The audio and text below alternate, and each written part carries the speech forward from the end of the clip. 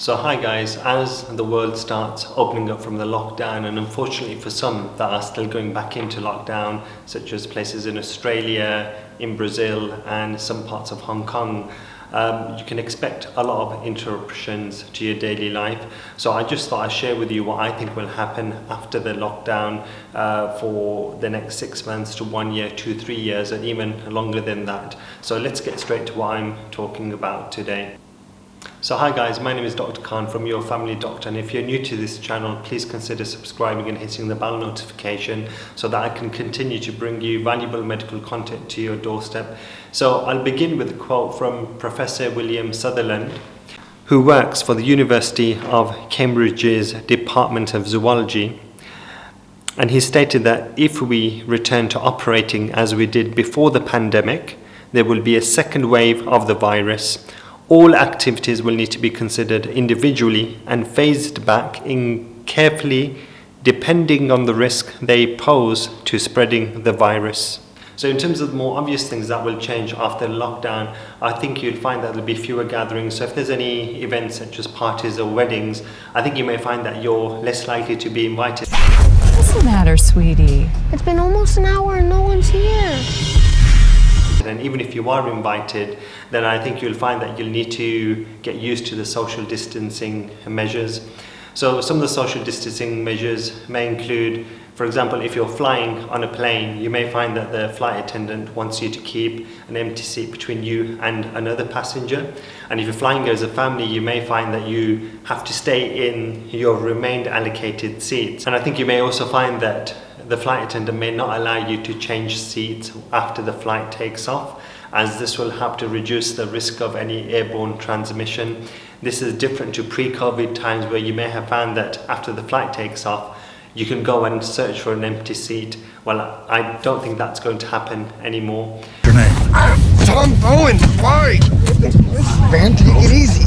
Ow! Move. I didn't do anything. And just as we're talking about travel, I think you'll find that people will travel less, especially air travel. And for me personally, I don't feel comfortable traveling, especially in the situation that we're in. And knowing that I'll be getting into a confined aeroplane space, I just feel uncomfortable with this. Despite the assurances that we've had from the majority of airlines in terms of the deep sanitation cleaning practices, I know that there's still a real risk of transmission, especially in a confined space. I think you'll find that more people will start using alcohol gel, hand wipes, using face masks as they are now. I think you'll also find that when you're going into places where there's likely to be big gatherings such as malls, supermarkets, you may find a security guard at the entrance or a worker who tells you that you need to wear a mask, gloves, and they may also check your temperature. And this is particularly something that's happening where I live in Qatar. So whenever we enter a mall or a supermarket, our temperature is being checked, where it's mandatory for us to wear masks and gloves. And if we don't follow any of these rules, we're not allowed in. You look like you're up to something.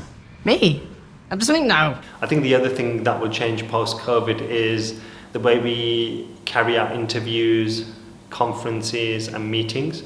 I think these will be carried out through software such as Skype, Microsoft Teams and Zoom. And going forward from here, I think there'll be the development of more devices or digital devices similar to Microsoft Teams, which will help to reduce the need for human-to-human interaction. And just as we're on this topic, I think there'll be more remote working as we're seeing now, especially if you're in the IT and in the computing field. And in particular where I work, which is in a health centre as a doctor, we're now carrying out more telephone consultations rather than face-to-face consultations unless there's a real emergency, or if we feel we need to get a clear diagnosis, then we bring the patient in. But at the same time, we're wearing masks, face shields, as well as gloves. In addition to this, I think we'll see more cases of anxiety and depression, which we actually are seeing now.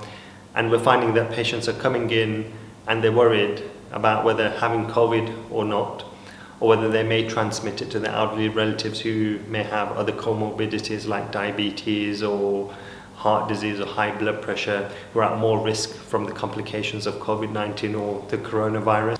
So guys, those are some of the changes which I think will come in after the lockdown. Some of these have already come in.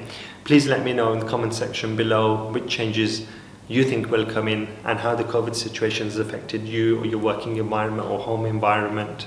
Thank you.